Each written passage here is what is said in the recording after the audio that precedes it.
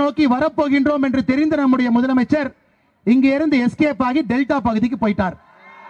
நம்முடைய முதலமைச்சர் எங்கே சென்றாலும் பாரதிய ஜனதா கட்சி விடப்போவது கிடையாது. ஏன்னா இதே முதலமைச்சர் என்ன சொன்னாருன்னா, கோயம்புத்தூர்ல அதாவது மத்திய அரசு பெட்ரோல் வரியை குறைச்சிருக்கிறாங்க, டீசலை குறைச்சிருக்கிறாங்க, எண்ணெயை குறைக்க சொல்லி நிர்பந்தப்படுத்துவது சரியில்லை என்று முதலமைச்சர் சொல்லுகின்றார்கள். முதலமைச்சருடைய வாதத்தில் நியாயம் இருக்கிறது. ஆனால் பெட்ரோல் டீசல் விலையை குறைக்கின்றோம் என்று சத்தியம் பண்ணி விநாயகர் கோயில்ல ஒரு தேங்காய் உடைச்சிட்டு தான் நீங்க ஆட்சிக்கு வந்திருக்கிறீங்க. நீங்க சத்தியம் பண்ணி தேர்தல் அறிக்கையை கொடுத்திருக்கின்றீர்கள். நீங்கள் சொன்னதை ஏன் செய்யவில்லை என்பதற்காகத்தான் இந்த ஆர்ப்பாட்டம், கோட்டையை நோக்கி இந்த பேரணி என்பதை முதலமைச்சர் முழு பூசணிக்காயை சேட்டிலே மறக்க முயற்சிக்கின்றார். சகோதர சகோதரியை நாம் விடப்போவது கிடையாது. நமக்கு தெரியும் இந்த விடியாத அரசனுடைய நாட்கள் எண்ணப்பட்டுக் கொண்டிருக்கிறது. இன்னும் 2 வருடங்களிலே 750 நாட்கள், இன்னும் 750 நாட்கள் இதை நாம் பொறுத்து கொண்டுதான் 6 நாள் கழிச்சு பாரதிய ஜனதா கட்சி வெளியிடக்கூடிய 2 ஊழல் பட்டியலை நீங்க பார்க்கணும். எவ்வளவு விஞ்ஞானபூர்வமாக அடுத்த கட்ட ஊழல் சாக்கு பைய எறும்பெல்லாம் பழைய ஸ்டோரி. இங்க ஒரு அமைச்சர் இருக்காரு, நீ என்னையா காத்துல ஊழல் பண்றது, நான் நிலக்கரியில ஊழல் பண்ணணும் ஒரு அமைச்சர், கண்ணுக்கு தெரியாத கரண்ட்ல ஊழல் பண்ணுவோம் இன்னொரு அமைச்சர். ஆனால் இந்த 2 நாட்கள் கடிந்து நடக்க போகின்ற ஊழல் பார்த்தீங்கன்னா, நாம் வெளியிடக்கூடிய ஊழல் அடுத்த கட்டத்திற்கு தமிழகத்தை திராவிட முன்னேற்ற கழகம் ஊழலை எடுத்து சொல்லி இருக்கிறது. அதையும் நீங்க பார்க்கணும், எவ்வளவு விஞ்ஞானபூர்வமாக திமுக செய்கின்றார்கள் என்று. தாய்மொழியான தமிழ் மொழி நமக்கு வேண்டும், அதை எல்லோரும் படிக்கணும். அதே நேரத்தில் யாராச்சும் ஆங்கிலம் படிக்கிறாங்கன்னா தடுக்காதீங்க. ஏன்னா நீங்க தப்பி தவறி பேசுற ஆங்கிலத்தை பார்த்தா எங்களுக்கே பயமா இருக்கு. அதுவும் குறிப்பாக நம்முடைய முதலமைச்சர் பேசின ஆங்கிலத்தை பார்த்து மோடிஜி பயந்து போய் தான் டெல்லிக்கு போனார். இவங்க திமுக காரங்க சொல்றாங்க எங்க தளபதி பேசின பேச்சை பார்த்து மோடிஜி பயந்துட்டாரு. உண்மைதாங்க, தளபதி பேசின ஆங்கிலத்தை பார்த்து முதல்வர் மட்டும் பயப்படல, தமிழ்நாடே பயந்துருச்சு. அதனால தயவு செஞ்சு எதற்காக பயந்தோம் என்பதில் நீங்க ஞாபகம் வச்சுக்க. மக்களை வேறு மொழி படிக்க விடுங்க. அவங்களுக்கு ஆங்கிலம் வேணுமா, தெலுங்கு வேண்டுமா, கன்னடம் வேண்டுமா, மலையாளம் வேண்டுமா, ஹிந்தி வேண்டுமா, தயவு செய்து படிப்பதற்கு அனுமதி கொடுங்கள். நேற்று நம்முடைய பத்திரிகையாளர் சங்கத்தில் 2 சங்கங்கள் பாரதிய ஜனதா கட்சி குறிப்பாக என்னை எதிர்த்து ஆர்ப்பாட்டம் செஞ்சிச்சு. எதற்காக ஆர்ப்பாட்டம் பண்றீங்கன்னா, அண்ணாமலை என்ன பேசும் பொழுது எங்களை இழிவுபடுத்தி விட்டார் என்று ஆர்ப்பாட்டம் செய்தார்கள்.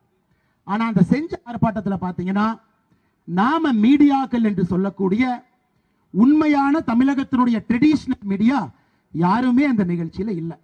அப்ப அந்த நிகழ்ச்சியில யாரு இருந்தாங்க அப்படிங்கிறது முக்கியமான கேள்வி. அந்த நிகழ்ச்சியில யார் இருந்தாங்கன்னா, பாரத பிரதமர் நரேந்திர மோடி அவருடைய தாயை யார் பழித்து சொல்லி மீடியா என்று சொல்லுகின்றார்களோ அந்த மனிதன் அங்க இருந்தான். இந்திய பிரதமருக்கு மரியாதையும் மதிப்பும் கொடுக்காமல் மீடியா என்கின்ற போர்வையில யாரு பேசுறாங்களோ அவங்க அங்க இருந்தாங்க. பாரதிய ஜனதா கட்சி எந்த காலத்திலும் இங்கே வளரக்கூடாது என்கிற கங்கணம் கட்டிக்கொண்டு எந்த டிஎம்கே காரன் மீடியா போர்வையை போற்றி ஓநாயாக வளம் வந்து கொண்டிருக்கின்றார்களோ அவங்க அந்த கூட்டத்தில் இருந்தாங்க. எங்களுக்கும் மீடியாக்களுக்கும் எந்த பிரச்சனையும் கிடையாது. எங்களுக்கு பிரச்சனை இருப்பது மீடியா என்கின்ற போர்வையில ஒளிந்திருக்கக்கூடிய ஓநாய்கள்கிட்ட எங்களுக்கு பிரச்சனை இருக்கிறது. பாரத பிரதமரை பழித்து சொல்லக்கூடிய மனிதர்கள்ட்ட எங்களுக்கு பிரச்சனை இருக்கு. மோடிஜி தன்னுடைய தாயாரோடு அமர்ந்து உணவு உண்ணும் பொழுது தாயாரை பழித்து பேசி அவருக்கு தண்ணி வை அப்படின்னு ஒரு மீடியாக்காரர் சொன்னா அவங்க கிட்ட எங்களுக்கு பஞ்சாயத்து இருக்கு, எங்களுக்கு பிரச்சனை இருக்கு. அதனால் பாரதிய ஜனதா கட்சியை பொறுத்தவரை மீடியா நண்பர்களுக்கு என்ன மரியாதை கொடுக்க வேண்டுமோ அதை 3 மடங்கு கொடுப்போம். அதில் எந்த மாற்று கருத்தும் கிடையாது. அதே நேரத்தில் இயேசுநாதரை போல ஒரு கண்ணத்தில் அறை வாங்கி கொண்டு இன்னொரு கண்ணத்தை காமிங்க, எங்ககிட்ட அது கிடையாது. அதையும் தெளிவாக சொல்லிவிடுகின்றோம். பாரத பிரதமரை கொள்கை ரீதியாக உங்களுக்கு விமர்சனம் இருந்தால் மீடியா என்கின்ற போர்வையில் இருக்கக்கூடிய சில சகோதரர்கள் தன்னை சுய பரிசோதனை செய்து கொள்ள வேண்டும். நீங்க எதுக்கு சப்போர்ட் பண்றீங்க? ஃபேஸ்புக்கில் உங்க ட்விட்டரில் என்ன ஐடி வச்சிருக்கீங்க? யாரை எதிர்த்து அரசியல் செய்றீங்க? உங்கள் சொந்த கருத்தை தயவு செய்து நீங்கள் பணிபுரிகின்ற மீடியாக்குள்ள கொண்டு வந்து உங்களுடைய மீடியாவுடைய கருத்தாக நீங்கள் திணிக்கும் பொழுது பாரதிய ஜனதா கட்சிக்கு அதிலே பிரச்சனை இருக்கும். அதில் எந்த மாற்று கருத்தும் கிடையாது. அதனால் சகோதர சகோதரிகளே, மீடியாவின் மீது பெரும் மரியாதை வைத்திருக்கக்கூடியது பாரதிய ஜனதா கட்சி. பாரதிய ஜனதா கட்சியில் இருக்கிற யாருமே மீடியாவை பார்த்து சிகப்பு விளக்கு என்று சொல்லவில்லை. பாரதிய ஜனதா கட்சியில் இருக்கிற யாருமே மீடியாவை பார்த்து என்னையா என் பையன் அந்த ஆபீஸை கொளுத்துனன்னு கேட்டியா, நீ நானும் பெட்ரோல் ஊற்றி சாவலாவா அப்படின்னு முன்னாள் தமிழக முதலமைச்சரை போல பாரதிய ஜனதா கட்சியில் எந்த தலைவரும் பேசியது கிடையாது. பாரதிய ஜனதா கட்சியில் இருக்கக்கூடிய எந்த தலைவரும் மீடியாவினுடைய நாக்கை சுளுக்கெடுத்து விடுவேன் என்று பேசியது கிடையாது.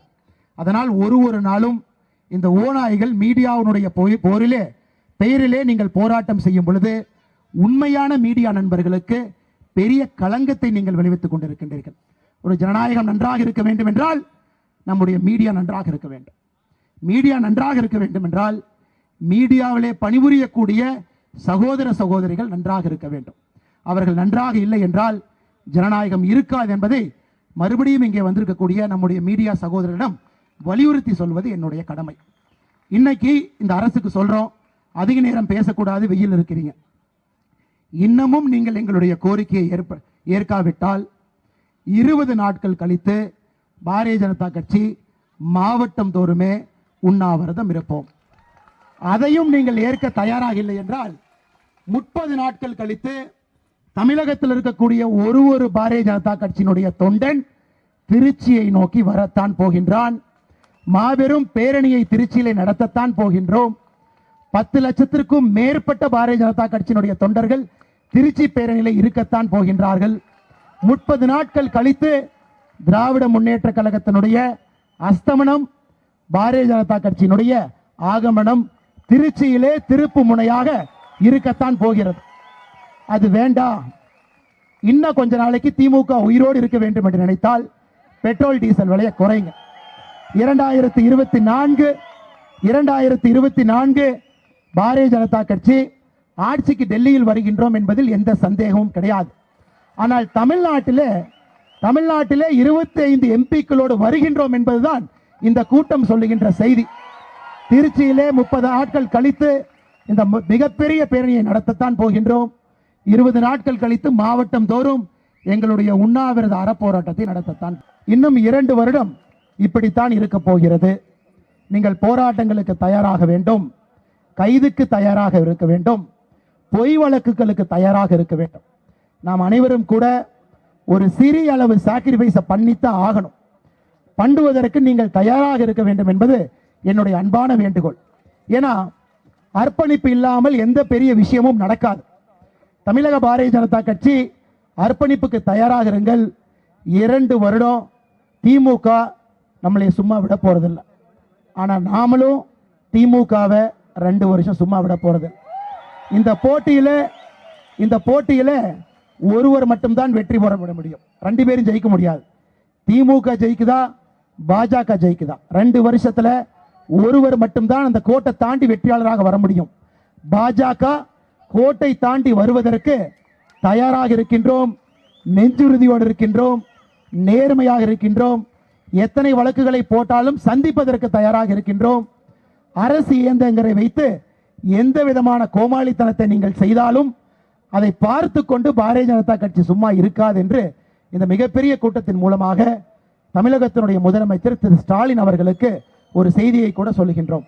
வந்த அனைவருக்கும் என்னுடைய நன்றி கலந்த வணக்கத்தை தெரிவித்துக் கொள்கின்றேன். பாரத் மாதா கி, பாரத் மாதா கி, பாரத் மாதா கி.